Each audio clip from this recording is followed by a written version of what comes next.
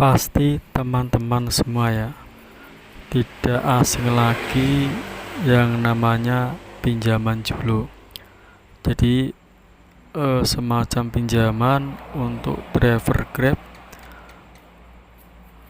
dan angsurannya bisa dipotong melalui dompet kredit ataupun dompet tunai, dan potongannya per hari ya. Jadi yang driver yang mengajukan pinjaman julu pasti setiap harinya untuk dompet kreditnya dipotong sesuai dengan angsuran per harinya. Jadi untuk julu sendiri sudah tidak asing lagi ya untuk semua driver Grab sekarang ini ya. Dan untuk pinjaman julu ya, untuk kita sebagai driver bisa membantu kita apabila kita ada kebutuhan yang mendesak, dan juga bisa merugikan kita apabila kita ada tunggakan julu ya. Jadi akun kita bisa gacor dan juga bisa anyep apabila ada pinjaman julu, apalagi kita punya tunggakan julu. Dan kebanyakan dari teman-teman kita ya yang punya pinjaman julu dan ada tunggakan pasti mengalami fase-fase di mana tidak bisa top up dompet kredit ya, dan akhirnya akunnya bisa anyep ya, karena cuma mengandalkan orderan non tunai. Jadi kalau kita cuma mengandalkan orderan non tunai, otomatis akun kita peluang dapat orderannya cuma 50% aja. Jadi memang kalau pinjaman julu ya potongannya, kalau kita ada tunggakan setiap satu orderan ongkirnya langsung dipotong, setiap dua orderan ongkirnya langsung potong. Jadi tidak ada kesempatan bagi kita ya untuk memperbanyak dompet kredit ya. Jadi peluang untuk dapat orderan banyak pun susah apabila kita tidak punya modal dompet kredit ya, sangat susah sekali ya. Dan bila ada tunggakan julu, apabila tunggakan tersebut belum kita lunasi, maka kita akan susah cari orderan, cuma mengandalkan orderan non tunai ya.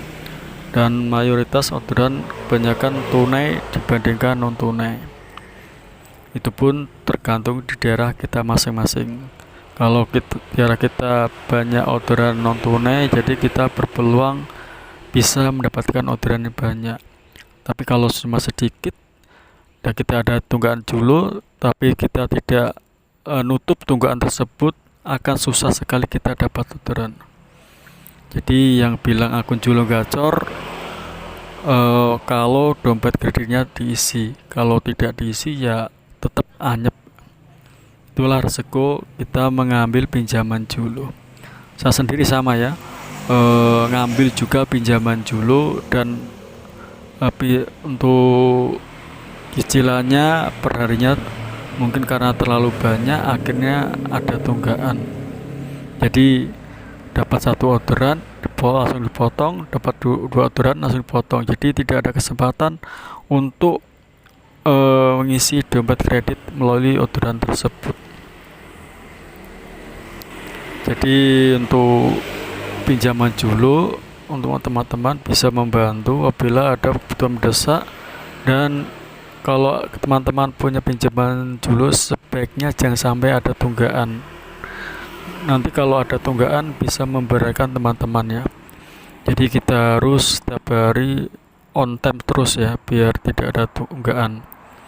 Apabila kita satu hari libur saja, maka pinjaman julu kita akan 2 kali lipat angsurannya per harinya. Suatu misal angsuran per harinya 20.000, apabila kita libur satu hari saja, maka untuk besoknya kita langsung bayar angsuran 40.000. Dan apabila libur 2 hari, tinggal kita kalikan 2 hari ya. Jadi 20 kali 3 ya, berarti 60.000. Jadi risiko kita mengambil pinjaman dulu semacam tadi yang sudah saya jelaskan. Dan untuk orderan tetap sama, hasilnya tetap sama, gacor atau tidaknya itu pun tergantung dari performa akun kita. Jadi kalau teman-teman punya pinjaman dulu, sebaiknya pinjaman dulu tersebut cicilannya diisi dulu dan diisi dompet kreditnya supaya akun kita gacor. Kalau kita cuma mengandalkan orderan non tunai, lah peluangnya itu sangat sedikit sekali kita dapat orderan, karena semakin banyak driver yang untuk persaingan dapat orderan ya, jadi apalagi orderan non tunai. Jadi sebaiknya teman-teman apabila ada pinjaman dulu, untuk pinjamannya diisi dulu dan dompet kreditnya pun diisi agar akun kalian tetap gacor. Oke, itu aja pembahasan kali ini, semoga bermanfaat. Terima kasih.